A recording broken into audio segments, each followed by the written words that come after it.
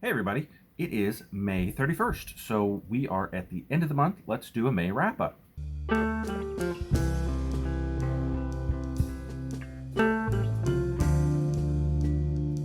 So, as I generally do, the May wrap up generally holds the June TBR, kind of what I did, what I plan to do for the next coming month. Really excited for this next month. I've got a couple things that I am pretty happy to get to. Got a couple books I'm already in, like The Stand, that have been good, and I'm excited to continue reading. And I am happy about that. That's going to be a lot of fun. So today is Sunday, May 31st. Like I said, we finally get to go back to church. We're going to the 4:30 service because we figure it won't be as busy, and kind of going to sit up in the balcony. But excited for church to start back. I'm really happy. So here we go. So I read 7 books this month and 2 short stories by William Faulkner. Trying to finish the certificate with the Codex Cantina. I'll link their channel down below. They did a really cool video explaining what you need to do to get the certificate. Kind of a, it's not really a real thing, but it's a thing because we are making it a thing. So I read A Rose for Emily, which was good. It's kind of talking about like the death of the Old South. And then Barn Burning was a really cool short story where William Faulkner kind of went through, had this character Abner, who I've come to understand from Una that it's very important to the other stories that Faulkner does, kind of his trilogy, I guess, that's coming up that I haven't read yet. Abner reminded me a lot of the Joker, that just wanted to see the world burn. He hated everybody, thought everybody was out to get him, and really just, man, it bothered me how awful Abner was. First book I read, Thoreau Decide by Robert Bennett Jackson. It was a very good book. Magic system really confusing. I think it will make a lot more sense when you get there. I think it's a 3-book series that he's got planned. I have the second one. Got it from NetGalley. Just requested it. I've got to do a review on it sometime this month or next month. I liked it. It was really good. Read it right at the beginning of the month, and also did 2 books in the Barsoom series. I did Gods of Mars and Warlord of Mars. In Gods of Mars, it was a non-stop action ride. John Carter actually makes it back from Earth. At the end of Princess of Mars, he's sent back to Earth, and now he's back on Mars, but he ended up in the Valley of Dor, in the land of Issus, which is the mythical heaven that they kind of assume that all people go to. And there's a lot about that where the mythology of Mars is has been a lie. Everything that all the red Martians and the green Martians and all the other colors of Martians believed had been a lie, orchestrated by another set of Martians, and that kind of gets all thrown on its head by John Carter. And John Carter really goes through and meets all the different types of Martians. At this point, we knew of red Martians and green Martians. And then in this book, we meet white Martians and black Martians. In the next book, we meet, I think, the final race of Martians, which are the yellow Martians. And then Warlord of Mars, John Carter is trying to find his wife, Deja Thoris. She has been kidnapped by a horrible man, and he basically traverses from the South Pole to the North Pole looking for his wife. These are planetary romances, and that makes a ton of sense because he is just seeking and seeking and seeking his wife. The whole story is him chasing his wife's captors, trying to get his wife back. The 4th book I read was Do Androids Dream of Electric Sheep? It was amazing. I loved it so much. I did a review on it. I'll link it in the cards above and in the description if you'd like to check that out. A lot of people liked it. I felt like my audio was too low and kind of felt bad about the video, but it seems a lot of people got what I wanted to say out of that video, and I'm really excited about that. I even tabbed it, kind of took notes. The way I did it, if you can see, I did Mercerism, emotion control, and quotes. In 230 pages, Philip K. Dick packed a heck of a punch in this story, and I was super excited to read it. I know I'll read this one again. It's going to be one that I reference, and I want to go and watch the movies again just to see, what the directors, kind of the way they took the story and what they planned with it and how they adapted it. If you get a chance, found this one for like $3 at Dollar General. It's great. I would suggest you pick it up. Book number 5, The Last Battle. I have finally completed my Narnia journey. That said that weird for some reason. It was interesting. I didn't enjoy it. I mean, I didn't enjoy it in the way that the story wrapped up like I wanted it to. Um, I'd always heard Narnia ends, um, but for me, it was kind of like um, a weird ending. I expected it to be more of a, C.S. Lewis was a Christian. I expected it to be kind of a parallel to Revelation. If it was, I didn't get it. Um, and so for me, I saw. I mean, you saw. I don't even know how to describe it really. It was it was definitely my least favorite of the series, and when I read it again, it may not be. Um, at one point, I said Horsness Boy was, but I'm gonna say this one is for now. I definitely want to come back to the Narnia series because it. I'll talk about it more. I'll do a review on The Magician's Nephew and The Last Battle because I read them in publication order, and because of that, I think I got the very beginning of the story and the very end of the story like back to back, and maybe that affected the way I felt about it. I love The Magician's Nephew. I thought it was great, and so it was really great to tie in The Magician's Nephew, and then you get the old man and Polly. His name's Diggory, maybe. I can't remember off the top of my head. And so you see all those characters come back, and that was cool. And the new king that we meet, he's a great character, and the unicorn. I love the unicorn. Um, I just I'll talk about it in the review. We'll talk about it in the review. And so Ensign Flannery was the next book I read. I've been working on it for a long time. Kind of had it about 20 pages read, sitting on my shelf going, I need to read this, I need to read this, I need to read this. About 3 stars. It had interesting moments, but then they're trying to set up like spy novels in space, and I didn't really go for it. Some of the science was a little bit weird. They imagined things in a very interesting way. Um, it's cool for that aspect. Think of what people in the 1960s would have imagined science to be like. We're already so far out into space, and we've met a reptilian race that we're fighting for control of the planet with. And these cat people, we're fighting a proxy war with an undersea race that kind of look like weird dolphins, and these cat people called the Tigrees. And so Terra, which is us, have supported the cat people, and the Marizans have supported the underwater people. And we're fighting a proxy war, kind of saying, "Oh, we're peaceful. We're not at war, but we're really at war, trying to fight this other race for domination of the universe." They're reptilian, they're carnivores, so they're a bit more aggressive than we are. It was interesting, but I wouldn't recommend it if you're just not into old timey sci-fi. And then finally, we have Leaping Wolf. J.P. Harker sent me this one. I was really excited about it. The first book was good. I gave it 4 stars. The only thing I say it struggled with was a little bit of pacing, but he was doing a lot of setup. This one didn't have to do that because all the setup was done. So I mean, it was just you get into the story, you fight some battles, you learn some stuff. Gowan, who is Leaping Wolf, he had a interesting relationship with Riawana, the main character of the first book. We get her perspective too. We have his perspective mostly. He is in a relationship with a woman that he is loving. He's thinking about marrying her, and he deals with a lot of guilt. He has a daughter, and he doesn't see her very often. Hasn't seen her since she was a baby, really, and some guilt with some other things that he's done. Kind of really grief and guilt have owned his life, and he's trying to deal with that and get over that. So it was a great book. I gave it 5 stars. I think it's even better than the first one because it didn't have to do all that setup. And I mean, the setup's necessary. I'm not saying that the setup's not necessary, but it was more enjoyable to not have to do the setup in the second one, if that makes sense. So in the still working category, I have The Stand. I'm 230 pages into this one. I'm really enjoying it. The sickness has taken hold. Pretty much 99% of the population has died.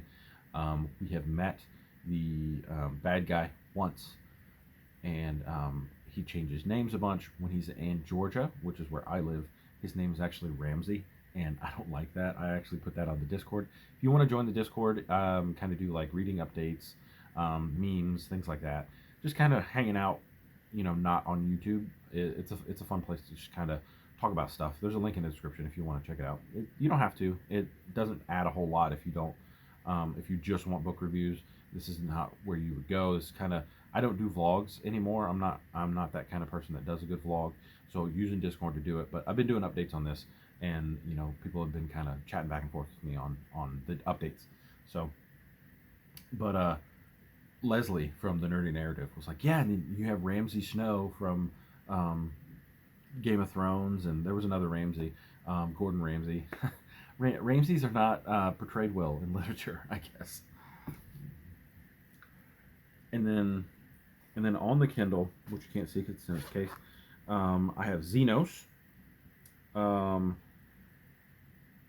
Hunchback of Notre Dame. I've actually started listening to it. There's a free audiobook, Audiobooks Unleashed. I don't know if enough people know about them, but anything that's in the public domain, they've generally done audiobooks on it, and you can speed them up. On YouTube, sometimes you can't speed up audiobooks that you find free, but Audiobooks Unleashed lets you speed them up. So I can do it at 1.5 speed, really get you through it. I've listened to the John Carter series that way. It's made it easier for me to do that while I'm driving, because they're pretty short. They're like 5 hours. Hunchback of Notre Dame is like 21 hours, or over 21 hours. So listening to an audiobook is a whole lot easier for me if I can speed it up. And then also we have Xenos, which I'll put a picture up. It is my first entry into Warhammer 40k. It is Eisenhorn #1. I've heard the Horus Heresy is a great place to start as well. I haven't started there, but Eisenhorn is an interesting guy. He's the head of the Inquisition, so he's a real tough, don't take any crap from anybody kind of guy. The Poppy War, I've been reading. It's at 51%. I may or may not get to it this month. For some reason, it's not bad. I just got to a certain point in the book, if you've read it, you'll know what I'm talking about, where things dynamically change. And I just had a hard time picking it up after that point. I just don't know why I haven't been picking it back up. Maybe just I've been so busy. I don't know. I feel sorry that, the author doesn't need me to read it. It's not like I'm, the only person that ever read her book. People love the book, so don't take my opinion on it, I guess is what I'm trying to say. I started Warbreaker on Audible. I have it on Audible and was listening to it. They're doing Storm Along. You've probably heard of it if you are in like our corner of the fantasy sci-fi. Michael Knipp, Christy Lewis, Ryan from Seeking Stories, they're all kind of doing it.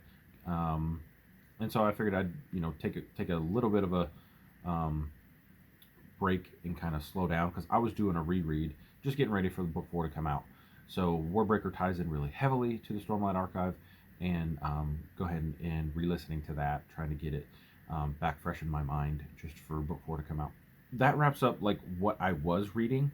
A couple of those books will cross over onto the June Tbr because they weren't finished, but I felt good about it. The May books that I read went really well, and try to stop talking as much. So if you guys have watched, I did the I Want to Believe reading tag and reading challenge, and so it's 2 books, a paranormal detective story and a first contact book.